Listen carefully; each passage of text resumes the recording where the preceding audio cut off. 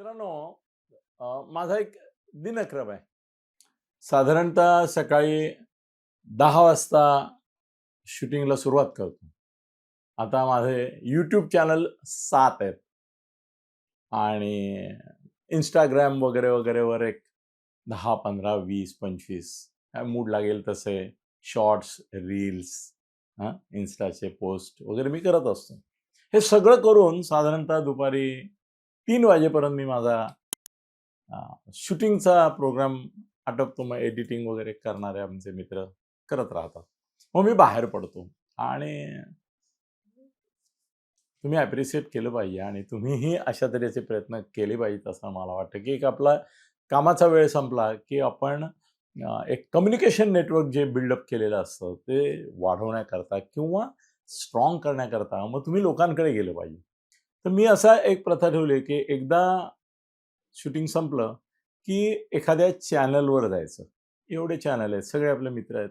कुणाकडे तरी चॅनल चीफकडे जायचं, त्यांच्या न्यूज एडिटरकडे जायचं, गप्पा मारत बसायचं किंवा एखाद्या दैनिकात जायचं, त्यांच्याकडे गप्पा मारत बसायचं किंवा एखाद्या राजकारण्याकडे जायचं किंवा एखाद्या IAS, IPS ऑफिसरकडे जायचं किंवा एखाद्या उद्योगपतीकडे जायचं. म्हणजे सांस्कृतिक क्षेत्रातले लोक आहेत ते, तर कुणाकडे तरी संध्याकाळी एक चहा प्यायचा आणि जमलं जर आणि जमतं बऱ्याच वेळा, तर रात्री जेवण पण कुणाबरोबर तरी घ्यायचं. मी तुम्हाला मागे एकदा सांगितलं, की जवळ-जवळ 40-45 वर्ष झाली ऑलमोस्ट अपवाद वगळता रात्री मी बाहेर जेवतो आणि ते कुणाबरोबर तरी जेवतो. याच्यातून एक संबंध जे आहेत ते बिल्डअपही होतात आणि तुमचे सोर्स ऑफ इन्फॉर्मेशन आणि तुमचे विचार लोकांपर्यंत पोहोचवण्याची ताकद तुमची वाढते. हा माझा आदर्श तुम्ही ठेवायला पाहिजे, की रोज एक तरी माणूस मी भेटेन. एक तरी माणूस मला भेटेल. आणि काल काय झालं, की काल संध्याकाळी माझा एक कार्यक्रम अंधेरीला होता. म्हणजे तिथे जायचं होतं मला त्या कार्यक्रमासाठी. तर मी विचार केला, की आता ABP माझाचं खूप पुष्कळ ऑफिस आहेत त्या एरियात. पण ABP माझामध्ये माझा मित्र आहे आपला राजीव खांडेकर. तर त्याच्याकडे जाऊन गप्पा मारत बसू शकतो मी. कौशिक मॅडम, सविता कौशिक त्याही चांगल्यापैकी त्यांच्याशी दोस्ती आहे. त्यांच्याकडेही गप्पा मारत बघून तर जाऊया चला म्हटलं आपण आपल्याला वेळ आहे. फोन केला मॅडमना म्हटलं, "येऊ का?" "अरे," म्हणे, "या ना. आज राजीव खांडेकर पण आहेत." म्हटलं, "अरे वाह! अधिकच आहे ते." मग गेलो तिथे आणि सरिता कौशिक यांच्याशी गप्पा चालू होत्या. तर त्यावेळेला त्या म्हणाल्या, की "अनिलजी तुम्हाला आज एक सरप्राईज गेस्ट आहे आमच्याकडे." म्हटलं, "अच्छा, कोण आहे?" तर ते म्हणाले, "गौतमी पाटील." म्हटलं, "अरे वाह!" 2 गोष्टी आहेत. एक तर म्हटलं गौतमी पाटीलचे जेवढे स्टेज व्हिडिओ आहेत, ते जवळ-जवळ सगळे मी पाहिले. म्हणजे तिचा फॅन आहे मी आणि गौतमी पाटीलचं मी दुसऱ्या नर्तिका बऱ्याच आहेत. पण मी गौतमी पाटीलचे जवळ-जवळ सगळे व्हिडिओ पाहतो आणि माझ्याकडे एक फोल्डर आहे लॅपटॉपवर त्याच्यामध्ये तिचे सगळे व्हिडिओ आहेत. तर मी म्हटलं मला खूप छान वाटेल तिला भेटायला आणि तिचं मी स्टेजवरचं रूप पाहिलं. असं काही समोर भेटलो वगैरे नाही कधी तिला. पण एक चांगली एक नर्तिका, नृत्यांगना अशी आहे ती आणि अदा वगैरे याच्यामध्ये तर माहिर आहे. तर त्यामुळे मला आवडेल तिला भेटायला म्हणे. तर मी, राजीव खांडेकर, आम्ही सरिता कौशिक मॅडम आम्ही गप्पा मारत बसत होतो. तेवढ्यामध्ये एक मुलगी आतमध्ये आली केबिनमध्ये. एकदम साधी, सरळ, निरागस, भाबडा, थोडासा भोळा असा चेहरा. हां. आणि एक निष्पापतेची झलक, साधेपणाची झलक. कुणाच्याही घरातली एक आपल्या बाजूच्या शेजाऱ्याची मुलगी असेल किंवा आपली सुद्धा कुणीतरी एखादी जर संस्कारी मुलगी असेल, तर ती जशी सोज्वळ, साजरी, सुसंस्कृत अशी मुलगी असावी, तशी ती आतमध्ये आली. अर्थात चेहऱ्यावरच्या गोडव्यामुळे आणि तिच्या एक आता एवढ्या वेळेला तिचे सगळे जर व्हिडिओ माझ्याकडे आहेत म्हणून मी तुम्हाला सांगतो, तर नॅचरली लक्षात आलं, की अरे अ, ते मला बघितले आणि ते म्हणाले, "oh! Big boss Anil Thatte." मी म्हटलं, "तू पाहिला होता का?" "हो," म्हणे, "त्यावेळेला मी एवढी बिझी नव्हते, तर त्यामुळे मी बिग बॉस पाहत होते. तुमचा अख्खा बिग बॉस मी पाहिलेला आहे." म्हटलं, "अरे वाह! मग छानच झालं." मग सरिता मॅडम म्हणाल्या, की "ते नुसते बिग बॉस नाही आहेत, ते आता YouTubeचे सुपरस्टार आहेत. लाखोनी 25-25, 30-30 लाख त्यांचे Instaवर वगैरे हे जातायत आणि दुसरी म्हणजे 50-55 वर्ष ते पत्रकारितेत आहेत, ते ब्रँड मास्टर आहेत. ब्रँड करणं तयार, इमेज मेकिंग हे त्यांचं वैशिष्ट्य आहे. बस, बस. मग ती बसली. तर गौतमीला मी म्हटलं, की "गौतमी, आता तू इथे आली आहेस, तर ती मुलाखत द्यायला आली आहेस. तर त्यांची अधिकृत मुलाखत तर तू टीव्हीवर देणारच आहेस, सरिता कौशिक मॅडमना. तर मला तुझ्याशी एक 5 मिनिटं काहीतरी बोलायचं आहे," म्हटलं. आणि मला तो हक्क एवढ्याकरता आहे, की मी तुझा फॅन पण आहे, चाहता आहे. आणि तरुण माणसं तुझ्या त्या नृत्याच्या अदाकारीवर फिदा आहेत वगैरे, वगैरे. ते सगळं नॅचरल आहे. पण एक 76 वर्षाच्या माणसाला तुझं कौतुक वाटतं. याचं कारण असं आहे, की जवळ एक महाराष्ट्रामध्ये जी नर्तिकांची परंपरा आहे, स्टेजवरच्या म्हणतोय मी. चित्रपटातले तर आहेतच, पण ती मी जवळून पाहिलेली आहे. मला असं वाटतं, की या प्रकारचे असंख्य कार्यक्रम पाहिलेले आहेत, स्टेज शो पाहिलेले आहेत, तमाशे पाहिलेले आहेत.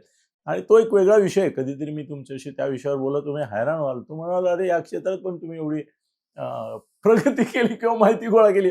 तर मी तिला म्हटलं, "मी तुला काही गोष्टी सांगतो. तुला तुझ्या आयुष्यामध्ये खूप उपयोगी पडतील." तिथे म्हणाले, "काका सांगा, अंकल अनिल अंकल सांगा, की काय तुम्हाला काय वाटतं?" म्हटलं, "पहिली गोष्ट अशी, की मला तुझं अभिनंदन एवढ्याकरता केलं पाहिजे, की मला असं वाटतं, की कलाकारांनी मग कुठेही असो, नाटकात असो, चित्रपटात असो, स्टेजवर तुझ्यासारखे परफॉर्मर्स असो, सोशल मीडियावर पण तू आता येते, आता फिल्म्समध्ये पण तू येतेस आणि त्या सगळ्या ह्याच्यामध्ये तुमचं वैयक्तिक व्यक्तिमत्व आणि स्टेजवरलं तुमचं व्यक्तिमत्व याच्यामध्ये निश्चित फरक असला पाहिजे. मी म्हटलं प्राण हा व्हिलन होता. केवढा मोठा व्हिलन होता. पण त्याच्या वैयक्तिक जीवनामध्ये तो सज्जन होता. दुर्जन नव्हता. ज्यांनी आयुष्य संबंध दारुड्याच्या नक्कल केल्या, त्यांनी कधीही आयुष्यामध्ये दारूला स्पर्श केला नव्हता. खरंच. पण तरी दारुड्यांची नक्कल म्हटली, की त्याच्याशिवाय दुसरं नाव येत नव्हतं. हो की नाही? तर मी म्हटलं, की केशव मुखर्जी आपला, त्याच्याबद्दल बोलतोय मी. तुमच्या लक्षात आलंच असेल. कारण त्याच्या इतक्या दारुड्याच्या नकला मला म्हणजे भूमिका कुणीच केल्या नाही केशव इतक्या.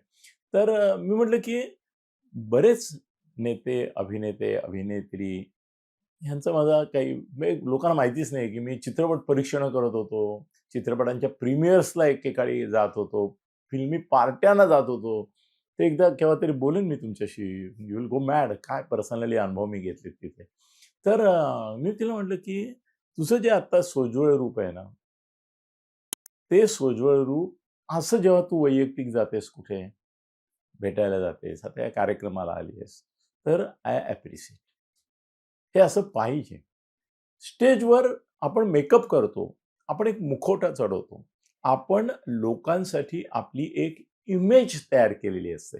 हे खरं म्हणजे मी तिच्याशी जे बोलतोय ना, हे मित्रांनो तुमच्यापैकी देखील जे लोकं कलाकार आहेत, जे परफॉर्मर आहेत, इव्हन सोशल मीडिया परफॉर्मर देखील असतील, तर त्या सगळ्यांना हे उपयोगी पडणार आहे. कारण मी तिला जी सूत्र सांगितली, मला सविता कौशिक मॅडम तिला म्हणाल्या देखील, की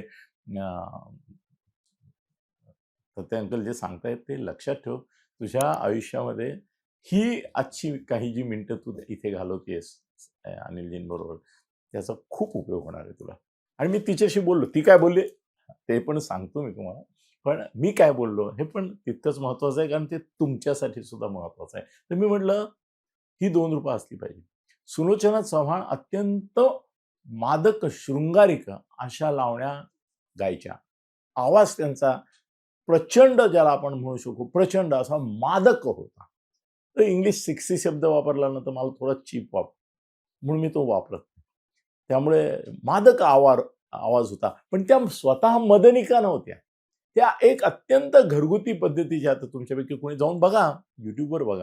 अत्यंत साध्या गृहिणीच्या ह्याच्यामध्ये अटायरमध्ये त्या बसायच्या आणि त्यांचं गाणं हे डोळे मिटून ऐकायचं आणि आपली आवडती जी नायिका, नर्तिका असेल ती डोळ्यासमोर आणायची, मिटलेल्या डोळ्यांसमोर. कारण ते अत्यंत सोज्वळ म्हणजे असं आपण मंगल कलश वगैरे म्हणू किंवा नंदादीप म्हणू. हो, हो. तशा होत्या त्या प्रत्यक्ष दिसायला आणि गाणं गातानाही त्या स्टेज परफॉर्मन्समध्ये नंदादीपासारख्याच, समईसारख्याच तेवत असायच्या. पण कानात जेव्हा त्यांचे आवाज यायचे तेव्हा तो जो एक झंझणाट निर्माण व्हायचा. ओ गॉड ग्रेट. मी तिला म्हटलं की तू स्टेजवरची मी पाहिलेली आहे आणि नुसती पाहिलेली नाही, जवळजवळ तुझे एकूण एक व्हिडिओ शॉर्ट्स असो, यूट्यूबवरचे असो, आता फिल्मची गाणी तुझी येत आहेत म्हटलं, ती पण मी बघतोय. तर मी म्हटलं हे ठेव. याचं कारण असं की कुठल्याही अभिनेत्याचं, अभिनेत्रीचं सार्वजनिक व्यासपीठावरलं रूप हे लोक आवडीने बघतात. त्यांची चाहत तिच्याबद्दलची ती त्याच स्वरूपाची असते. पण ते जे रूप आहे, समजा आता तुझं एक शृंगारिक रूप आहे म्हटलं, खूप शृंगारिक रूप आहे. तुझ्या अदा, तुझे एक त्याच्यावरचे विभ्रम, चेहऱ्यावरचे विभ्रम, बॉडी लँग्वेजचे विभ्रम लोकांना पागल करून टाकतात, घायाळ करून टाकतात. पण त्यामुळे जेव्हा बघावं तेव्हा, जिथे बघावं तेव्हा तू तशीच दिसली पाहिजेस असं नाही. उलट, उलट की as a performer, as a actress, as a dancer तुझ्याबद्दल लोकांना अधिक कौतुक वाटेल, की "मोनो तू आत्ता आत आली ना, आत्ता मी तुला बघतोय. ही मला नेक्स्ट डोअर मुलगी वाटते." माझ्या नात्यातली, आजूबाजूच्या परिसरातली कोणतीही कॉलेज गोईंग मुलगी जी असेल, ती जशी दिसते एका विशिष्ट वर्गातली, त्या फार त्याला नाव देत नाही मी. पण तशी तू दिसते आणि हे तुझं रूप तितकंच विलोभनीय आहे. एक साधी, भोळी, सरळ मुलगी आणि हे जप. लोकं तुला आग्रह करतील, की "हे काय तुम्ही स्टेजवर एवढ्या हे दिसता, प्रत्यक्षात किती साधा एक पंजाबी ड्रेस घातलाय आणि कुठली कॉलेजची मुलगी सहजपणाने डोकावावं तिने ए-बी-पीच्या ऑफिसमध्ये, तशी आलीस तू. अजिबात त्याला ध्यान देऊ नको." म्हटलं दुसरी एक गोष्ट लक्षात ठेव, की आता तू आलीस, तर कोणत्या गाडीने आलीस म्हटलं. तिने सांगितलं, की माझा त्या ॲक्सिडेंट झाल्यानंतर माझी जी मेन गाडी होती, ती हे होती, मला वाटतं टाटा फॉर्च्युनर होती. तर ती आता काही मी वापरत नाही आहे आणि मी रेग्युलर कार हायर करते आणि येते. मी म्हटलं एक लक्षात ठेव, तू आता स्टार नाही आहेस, सुपरस्टार आहेस. आज मराठीमध्ये म्हटलं ते बिग बॉसमध्ये ती पाटील गेली आणि तिचं ते वर्णन करत होते ज्यावेळेला ती येण्यापूर्वी. तर म्हटलं मला असं वाटलं तूच येतेस. गौतमी पाटीलच असू शकते. ती जी विशेषणं सगळी बिग बॉसनी लावली, ही सगळी विशेषणं ही तुला लावता येणारी होती. तू आहेस तशी. सुपरस्टार, संबंध महाराष्ट्राला घायाळ करणारी, लक्षवेधी, अमुक-तमुक. त्यामुळे तू येणार असं वाटत असताना म्हटलं भलतीच पाटील आली. तर ती म्हणाली, "अंकल तिच्याबद्दल नका बोलू." म्हटलं, "का?" तर ती माझी मैत्रीण आहे. म्हटलं, "नाही, नाही मैत्रीण असू दे." पण लोकांची निराशा झाली. लोकांना तिथे गौतमी पाटील येते असं वाटलं आणि ही आली. ठीक आहे. तिच्या अदाकारीबद्दल आणि तिच्या परफॉर्मन्सबद्दल मी काही कॉमेंट करत नाहीये. आणि तुझी ती मैत्रीण असेल तर तुझं भावना पण मला दुखवायच्या नाहीयेत तिच्यावर कॉमेंट करून. पण मी म्हटलं हे पण मला आवडलं, की लोकं तिच्याकडे तुझी कॉम्पिटिटर म्हणून बघत असताना तुला ती मैत्रीण वाटते. हा तुझ्या स्वभावाचा सरळपणा आहे. हा चांगुलपणा आहे आणि हा तोंडी नाहीये कारण तू मला सांगतेस, की "अंकल प्लीज तिच्याबद्दल नका बोलू काही. ती माझी मैत्रीण आहे." दॅट इज ऑल्सो तुझ्या स्वभावाचा हा पैलू मला आवडतोय. पण मी म्हटलं तू गाडीने आलीस ना आता, एक लक्षात ठेव. तू सुपरस्टार आहे, तुला सुपर मनी मिळणार. नॅचरल आहे म्हटलं. सुपरस्टार जो असतो त्याला सुपर मनी मिळतोच. तर त्यामुळे तुला आता मला तुझे मानधनाचे आकडे माहिती आहेत. आता हे म्हणजे मला तिथे मी तिला सांगितलं, की असे तुला मिळतात हे मला माहिती आहे. त्याचं कारण तुझे आयोजक आहेत ते पॉलिटिकल असतात बऱ्याच वेळा. त्यात मी माझे मित्र असल्यामुळे केव्हा तरी विचारतो, "अरे काय रे किती घेतले?" त्यामुळे मला माहिती आहे म्हणलं. पण हे सगळं जे वैभव आहे तुला, ही जी समृद्धी आहे, हे जे धन आहे, हे मानधन आहे, हे सगळं तुला जे मिळतं, ते मानधन बघायला लोकं तुझ्या घरी येत नाहीत. नाही येत. तू 5 स्टार घरात राहा, नाहीतर 5 स्टार हॉटेलमध्ये राहा. लोकांना काय दिसतं? लोकांना तुझी गाडी दिसते. आता मी तिला काल दिलेला सल्ला तिने मला असं सांगितलंय काल आणि त्याला 2 साक्षीदार आहेत. खांडेकर पण राजू साक्षीदार आहेत. सरिता कौशिक पण आहेत. तर त्यामुळे सरिता मॅडम पण म्हणतील, "हो, अनिलजींनी मला आता हा व्हिडिओ त्यांना पाठवणारच मी. गौतमीलाही पाठवणार." तर मी तिला म्हटलं, "तुझ्याकडे साधारण 1.5 ते 3 कोटीची मर्सिडीज पाहिजे." त्याचं कारण तू जेव्हा उतरशील, त्यावेळेला तू अशा 1.5-2 कोटी, 3 कोटीच्या गाडीतून उतरल्यानंतर केवळ एक क्रेझ आहे तुझ्याबद्दल आता. पण कसं आहे, की अमिताभबद्दल क्रेझ आहे, तसाच एक रिस्पेक्ट आहे, दरारा आहे, एक आब आहे, एक रुबाब आहे आणि असं वाटलं पाहिजे, की आकाशातली चांदणी ही आकाशातच बघण्याची माझी पात्रता, योग्यता, लायकी आहे.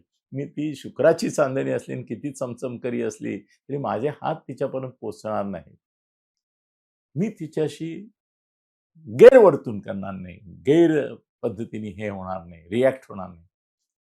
स्टेटस, तर मी म्हटलं स्टेटस, ब्रँड, इमेज जी बिल्डअप होते, ती तुमचं घर किती सुंदर आहे त्यामुळे होत नाही म्हटलं. ती होते तुम्ही कोणत्या गाडीतून उतरता, तुमच्या बरोबर किती बॉडीगार्ड्स. म्हटलं तुला बॉडीगार्ड आहेत मला माहिती आहे. जे संयोजक असतात ते तर 20-20, 25-25 बॉडीगार्ड ठेवतात, तरी पब्लिकला आवरणं अवघड होतं. हेही मी बघितलेलं आहे. पण तुझे स्वतःचे बॉडीगार्ड्स, तेही एक बाउन्सर ड्रेसमध्ये, बरोबर. ती म्हणाली माझ्याकडे 4 काका माझ्याकडे अंकल अंकल म्हणत होती मला, अंकल माझ्याकडे 4 बॉडीगार्ड आहेत. मी म्हटलं हां, पण 4 ठीक आहे. त्यांचेही असतात तेही ठीक आहे. तुला आयोजक आहेत तेही प्रोटेक्शनची व्यवस्था करतात आणि गरजच आहे तुला. कारण लगळ, अगळ-पगळ भरपूर असतात. ते येतात हे करायला, भिडायला. त्यामुळे ते गरज आहे. पण गाडी तुझी मर्सिडीज पाहिजे. उतरल्याबरोबर ही सुपरस्टार आहे, ही भावना आली पाहिजे. ते म्हणाले, "अंकल आता मला नवीन गाडी घ्यायचीच आहे. खरंच विचार करते सिन्सिअरली." म्हटलं, "कुठलीही घे, पण 2-3 कोटीच्या खालची घेऊ नको. आणि तुला परवडते हे मला माहिती आहे. तू नको मला सांगू की काय एवढी महाग असते वगैरे. पण तिसरी गोष्ट म्हटलं तुला मी सांगतो. आता तुम्ही म्हणाल की तुम्ही गौतमीची मुलाखत घेतली की तुम्ही गौतमीने तुमची घेतली. तर आता मॅडम सरिता मॅडमनी सांगितलंच होतं तिला, की हे ब्रँड मास्टर आहेत, हे इमेज ब्रँडिंग करणारे आहेत. यांच्याकडून ऐक तू. ऐकून घे. आणि परत मला गौतमी अशी शांतपणे कधी सापडणार होती आणि माझ्या मनात तिच्याबद्दल भलं होतं, कौतुक होतं. एक आत्मीयता होती, आपुलकी होती. आपली पोरगी आहे. आता या सगळ्या मुलींकडे पाहताना माझी भूमिका ही असते, आपली पोरगी, हिचं भलं झालं पाहिजे. हिला कुठे हे नाही होता कामा, करिअरमध्ये अडथळा येता कामा नये. या भूमिकेतून मी बोलतो. त्यामुळे त्या आग्रहाने त्या भूमिकेत बोलत होतो. त्यामुळे मी म्हटलं आणखीन एक गोष्ट तुला मी सांगतो. तर मी म्हटलं, "तू काँग्रेसच्या स्टेजवर का गेलीस? का गेलीस?" ते म्हणाले, "अंकल काय झालं माहिती आहे, की मला माहिती पण नव्हतं आपला कार्यक्रम, माझा कार्यक्रम माझे स्टाफचे लोकं जे आहेत, सेक्रेटरी आहे, ते ठरवतात. तेच मी कधीही कोणाशी बोलायला जात नाही. आयोजक येतात, संयोजक येतात, त्यांच्याशी तुम्ही मला उदाहरण दाखवा, की मी बोलले. मी कधीच बोलत नाही. तेच लोकं बोलतात, तेच लोकं तारखा घेतात, तेच कार्यक्रमाचं स्वरूप ठरवतात. कार्यक्रमासाठी आमची पण एक कोड ऑफ कॉन्डक्ट तुम्ही म्हणता तशी आचारसंहिता आहे, की ही तुम्ही पाळली पाहिजे. या गोष्टी घडता कामा नयेत. या पद्धतीची प्रकाश रचना पाहिजे, साउंड सिस्टम कशी पाहिजे, प्रेक्षकांपासूनचं अंतर कशा रीतीने ॲडजस्ट झालं. ती म्हणाली, "एक मोठी यादी आहे." ती आमचे माझे सेक्रेटरी वगैरे त्यांना देतात. मानधनी ते ठरवतात. मानधन मला माहिती असतं साधारण काय प्रकारे असतं. त्याच्यातही समोरच्याचीही अवकात आणि कुवत आम्हाला बघावी लागते, कारण त्यालाही परवडलं पाहिजे त्या ह्याच्यामध्ये आणि आपल्याला लोकांपर्यंत जायचं आहे. त्यामुळे त्याच्यातही आमच्या एबीसी कॅटेगरी असतात वगैरे, वगैरे. तर ते म्हणाले, की काँग्रेसचं एक सभा होती आणि त्या सभेमध्ये मला त्यांनी पब्लिक गोळा करण्याकरता म्हणून बोलावलं होतं. ती म्हणाली, "अंकल लक्षात घ्या, की सर्व राजकीय पक्षांच्या ज्या जाहीर सभा असतात, माहिती मग कुठलीही असो, शिवसेनेची असो, भाजप असो, तर मुख्य कार्यक्रम सुरू होण्याआधी, मुख्य वक्ते येण्याच्या आधी एखादा करमणुकीचा कार्यक्रम असतो.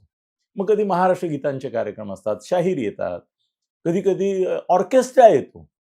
अनेक ठिकाणी ऑर्केस्ट्रा येतो, गायक येतात, गायिका येतात, काही नर्तिका पण येतात वेगवेगळ्या ठिकाणी.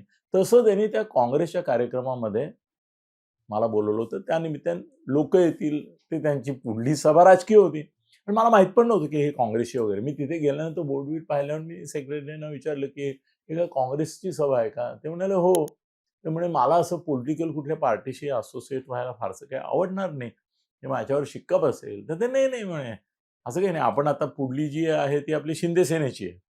त्यामुळे पुढल्या वेळेला तुम्ही स्टेजवर जेव्हा जाणार आहात सुरुवातीला." आणि किती ते म्हणाली, "फक्त 2 डान्स केले मी तिथे." एक अर्धा तास 20 मिनिटाचे सगळा माझा कार्यक्रम होता. नंतर 3 तास त्यांची सभा होती.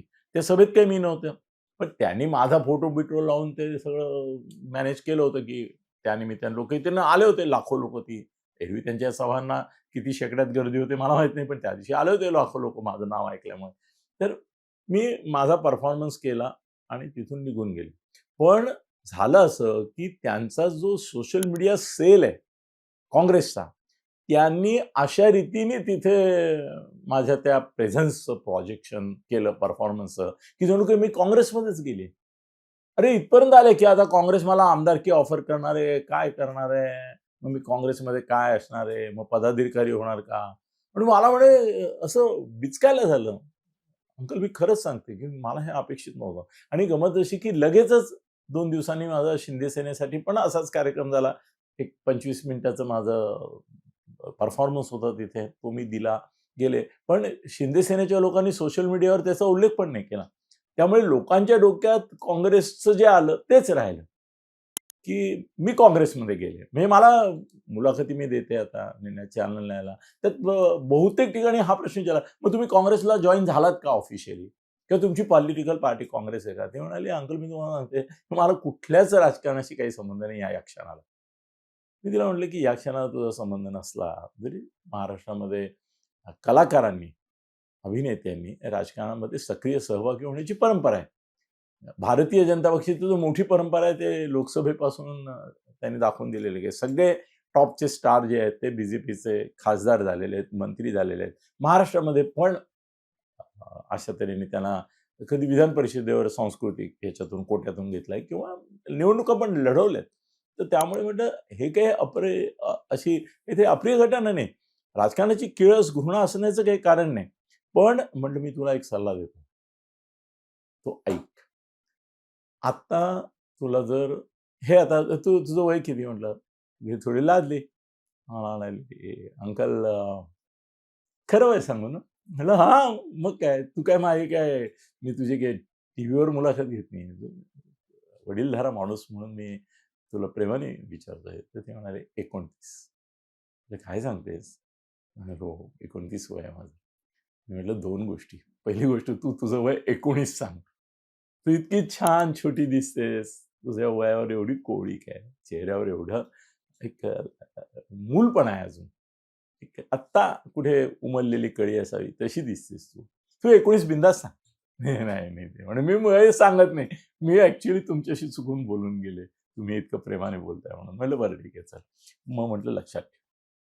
तू कितीही सुंदर परफॉर्मन्स दिलास, कितीही अप्रतिम एक नर्तिका म्हणून नाव कमावलंस, कितीही फिल्म्समध्ये तू काम केलंस, तरी सर्व हिरोईन्स हिंदी, मराठी असो, यांचा माझा जो अभ्यास आहे आणि तो खूप आहे. तो कधीतरी तुम्हाला पण कळेल, की अरे हा किती क्षेत्रात घुसलाय.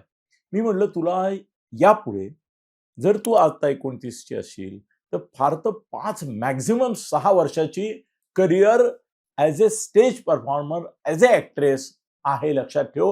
रोज नवीन 15-16 वर्षाच्या मुली येतायत. रोज नवीन सुंदर मुली येतायत. रोज नवीन फिल्म इन्स्टिट्यूट पासून वेगवेगळ्या इन्स्टिट्यूटमधून शिकलेल्या अभिनेत्री येतायत. नर्तिका येतायत. एक गौतमी पाटील निर्माण झाली, तर किमान महाराष्ट्रामध्ये 25 पाटील, गौतमी डुप्लिकेट, ट्रिप्लिकेट निर्माण झाल्या आहेत. तुलाही दिसत असेल म्हटलं. ही कॉम्पिटिशन आहे. या कॉम्पिटिशनमध्ये जसं वय वाढतं तसं टिकणं अवघड होतं. लोकांनाही नव्याचा ध्यास असतो. लोकांना नवं हवं असतं. त्यामुळे आत्ता मी तुला सांगतो, की तू काहीही कर. हे यांच्या साक्षीने, सरिता कौशिक आणि यांच्या साक्षीने मी तुला सांगतो, की मॅक्सिमम 5 ते 6 ज्या वेळेला तू साधारण 35शीला पोहोचशील, त्यानंतर तुला जर कुठेतरी उतार-काळा अनुभवायची नसेल, उतरणं अनुभवायची नसेल आणि भरतीमध्ये असतानाच त्याची सांगता व्हावी असं वाटत असेल, तर तू लक्षात ठेव, की आजपासून 29 असशील, तर फार तर 4-5 वर्षाचीच तुझी करियर या परफॉर्मन्स क्षेत्रात आहे. नंतर तुलाही जमणार नाही ते. आणि लोकही तुला मग नंतर कंटाळतील. तेच-तेच पाहून परत-परत एकदा तुझा परफॉर्मन्स पाहिला, दोनदा पाहिला, किती वेळा पाहतो? नाही पाहणार. पूर्वी नाटक सिनेमे आम्ही किती वेळा पाहायचो. आता पाहिले नाही जात, कारण नवीन सिनेमे येतात. तसं एक लक्षात ठेव. दुसरी गोष्ट, त्यानंतर काय या प्रश्नाचं जर उत्तर दुरान्वयाने तुझ्या मनामध्ये असं असेल, की मी राजकारणात जाईन. तर तुझ्यासाठी एकच पक्ष आहे, जिथे तुला संधी आहे आणि तो पक्ष आहे भारतीय जनता पक्ष. यापुढे तू कटाक्षाने मी आज तुला सांगतोय, अधिकारवाणीने सांगतोय. हां, यापुढे कुठेही तू केव्हाही परफॉर्मन्स घेताना सेक्रेटरीला सांगून ठेव. ॲक्चुअली तो सेक्रेटरी पण मला वाटतं तिथेच बसला होता बाजूला आमच्या. सांगून ठेव, की कोणत्याही राजकीय पक्षाचा मला शिक्का माझ्यावर पडायला नको आहे अशा तऱ्हेने यावेळेला जसा काँग्रेसवाल्यांनी त्याचा गैरफायदा घेतला आणि टाकला तसा, तर मी कोणत्याही राजकीय पक्षाच्या सभेच्या आधी परफॉर्मन्स देणार नाही. आणि जेव्हा तुला राजकारणामध्ये जावंसं वाटेल, त्यावेळेला तुला भारतीय जनता पक्षात जायला लागेल, कारण पुढली 25 वर्ष किमान ही भारतीय जनता पक्षाची राष्ट्रात आणि महाराष्ट्रात आहे. विरोधी पक्षाचा काही तुझा नेचर नाही आहे. तुला कामं करायची आहेत. तू सांगतेच आहेस, की तिने मला काही कामं सांगितली. पाहिजे तर आणखीन आपण एखादा एपिसोड करू त्याच्यावर. बरीच कामं ती करते, चॅरिटी करते. नाही माहिती आहे फारसे लोकांना. बऱ्यापैकी चॅरिटी करते आणि मनापासून करते आणि अलिप्त राहून करते. म्हणजे ती म्हणाली, मी कधी ते जे काय मदत करते ना, ती मदत द्यायला किंवा हे करायला मी कधीच जात नाही. माझे लोकं जातात, देऊन येतात. मला गुप्तदान आवडतं. पण ते किती करते आणि काय करते हे तुम्हाला सांगितलं तर तुम्ही चकित व्हाल आणि किती मोठमोठ्या कल्याणकारी संस्थांना तिची मदत आहे. तुम्हाला माहितीच नाहीये. आणि तिनेही मला सांगितलं, की नाही मला त्याचं हे नाही करायचं. गुप्तदानच राहिलं पाहिजे, दान करायचं. आणि देवभोळी आहे ती. तिचं असं व्यक्तिचित्र कुठे आलंच नाही हो, मी जी आता तुम्हाला सांगतोय. विलक्षण देवभोळी आहे. एवढ्या आमच्या या मला वाटतं अर्धा पाऊण तास असू गप्पा मारत होतो. त्या ह्याच्यामध्ये देवाचं नाव घेणं, कुलदेवतेचं नाव घेणं, त्यानंतर श्री स्वामी समर्थांची ती अ, प्रचंड भक्त आहे स्वामी समर्थांची. त्यांचं नाव घेताना सुद्धा ती असं हात लावून आणि हे करून वगैरे बोलत होती. त्या ह्याच्यामध्ये त्यांच्यावर भयंकर श्रद्धा आहे तिची स्वामी समर्थांवर आणि कुलदेवतेवर. तर त्यामुळे मी तिला म्हटलं, की "तू यापुढे आधी जाऊ नको राजकीय व्यासपीठावर आणि साधारणतः तुला अंदाज मी आता सांगतोय त्याप्रमाणे आता 29 जर तू आहेस, तर 32-33 नंतर भारतीय जनता पक्षाच्या काही नेते आणि काही महिला नेते, म्हणजे ती नावं तुला सरिता कौशिकांच्या माध्यमातून मी तुला सांगेन. तू त्यांच्या माध्यमातून माझ्याशी संबंध ठेव. त्याचं कारण माझा फोन तुला काही मिळेल असं नाही. तुझा फोन मला कदाचित मिळेल. मिळेल म्हणजे मी करीन आता तू नंबर दिलायस तर कधीतरी. पण मी शक्यतो करणार नाही. तुला माझ्याकडून काही मदत लागली तर सरिता कौशिक यांना सांगतो. त्यांचे माझे नेहमी भेटीगाठी होतात, बोलणं होतं. त्या मला सांगतील तुझ्याकरता त्याच्याकरता जे काही आवश्यक आहे ती मदत मी तुला करेन. पण तू भारतीय जनता पक्षापेक्षा कुठेही हलू नको आणि राजकारणात करिअर करायची असेल तर लक्षात ठेव करिअर आहे ती. ही कशी करिअर आहे? हा परफॉर्मन्स आहे. सेम आहे. त्यामुळे ते पण लक्षात ठेव. आणखीन एक तिला मी गोष्ट सांगितली. ती म्हणजे तिला मी म्हटलं, की अशा प्रकारे आपल्या महाराष्ट्रामध्ये ज्या नर्तिका झाल्या किंवा हे झाल्या यांच्या संदर्भामध्ये तू म्हटलं मराठी पिक्चर वगैरे बघत असतील, तर एक बघण्याचा दृष्टिकोन हा राज्यकर्त्यांचा, राजकारण्यांचा, इव्हन प्रेक्षकांचा सुद्धा थोडासा विकृत असतो असं मला वाटतं. तर तो विकृत जर असायला नको असेल आणि तू जशी आहेस आता, तो इनोसन्स तिथे चालणार नाही हे मला कळतंय. तिथे काही तू लोकं तुझा हे असा इनोसन्स बघायला येणार नाहीये. भोळेबाबडेपणा बघायला येणार नाहीये. तुझी अदा बघायला येणार आहेत. हे खरं आहे. पण ती अदा हा अभिनय आहे आणि मी त्यापेक्षा वेगळी आहे. हा सेन्स लोकांमध्ये निर्माण करण्यासाठी तू मीडियात गेलं पाहिजे, मुलाखती दिल्या पाहिजेस. आता कालच ती एबीपी माझावर होती. आता मी बघितलं तर टीव्ही 9ला पण आहे.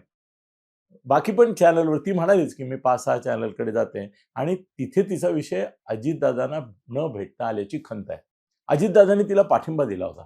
ज्यावेळेला तिच्याविरुद्ध वादळ उठलं होतं, त्यावेळेला अजितदादांनी तिला दोन्ही वेळा सपोर्ट दिला होता. म्हणजे तो ॲक्सिडेंट झाला त्यावेळेलाही दिला होता. आधी पण तिच्याविरुद्ध राजकीय वादळ करायचा प्रयत्न झाला, दिला होता. तर ते म्हणे अजितदादांबद्दल माझ्या मनामध्ये एवढी कृतज्ञता आहे, की त्या देव माणसाला मला भेटायचं होतं, त्यांच्याशी बोलायचं होतं. पण ती इच्छा पूर्ण नाही झाली. त्याची मला फार खंत आहे. आणि खरंच वाईट वाटतं, की नाही मला त्या देव माणसाला भेटायचं होतं.